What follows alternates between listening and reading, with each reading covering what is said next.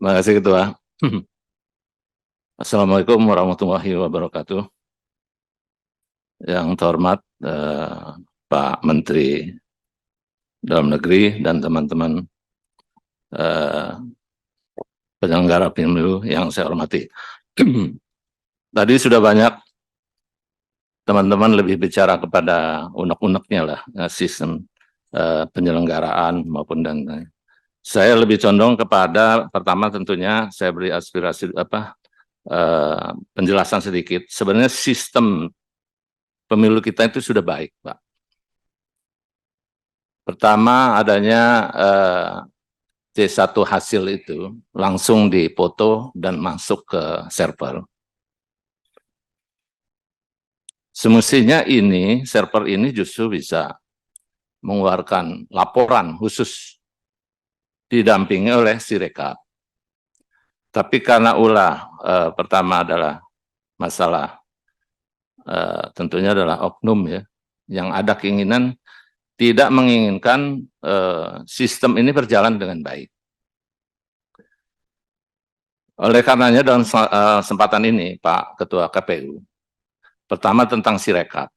Apa yang dikatakan Pak JG tadi, Sirekap itu sebenarnya penting. Tapi begitu hilang dari edarannya, timbullah gejolak situ. Semestinya tetap menjadi acuan, walaupun itu sebagai alat bantu. Tapi sebagai alat bantu jangan dijadikan kambing hitam. Padahal situ ada udang di balik batu. Nah ini yang nggak boleh Pak. Ya. Jadi kalau menurut saya sistemnya sudah baik, tinggal penyelenggaranya nih, attitude-nya yang harus dirubah. Ya. Ini Pak Ketua DKPP lama nggak? Karena saya ada pertanyaan Pak. Ya.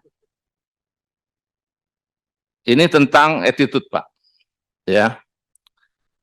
Apa yang kita informasikan, yang kita dapat, semua anggota KPU ini sekarang sedang hidup mewah.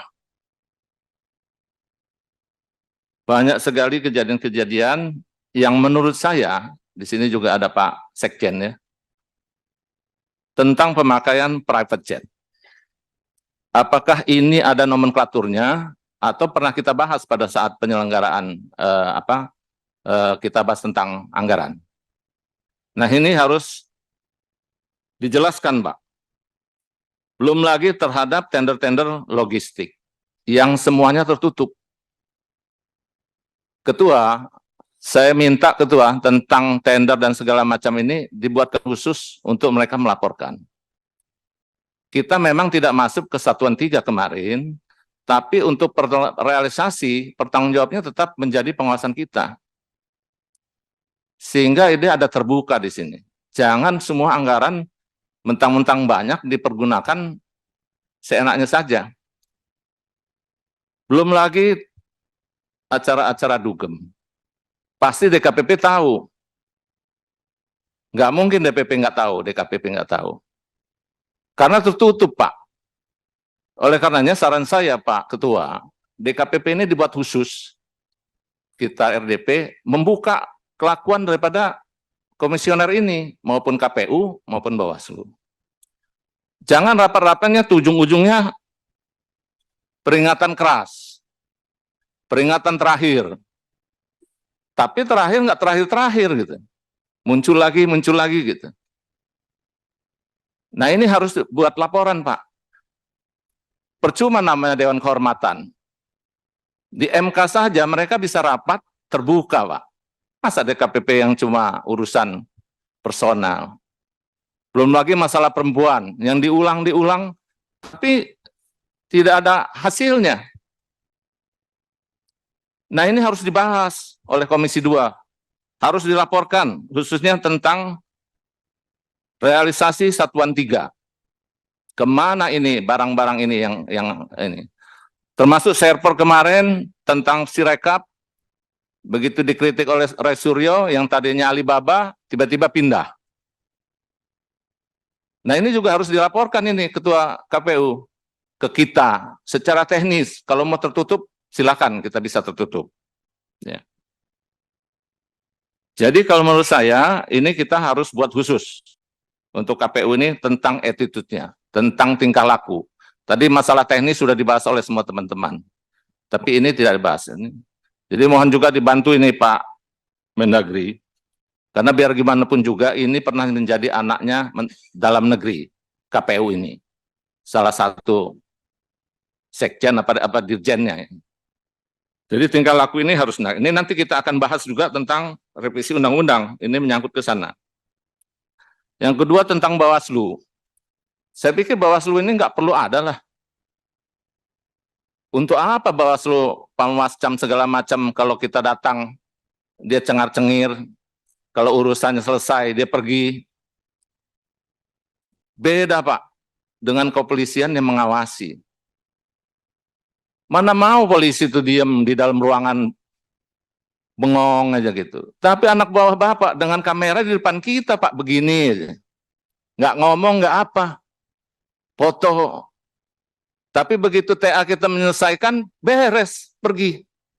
Dan ini pasti Pak Bejo ini tahu. Nggak mungkin nggak tahu.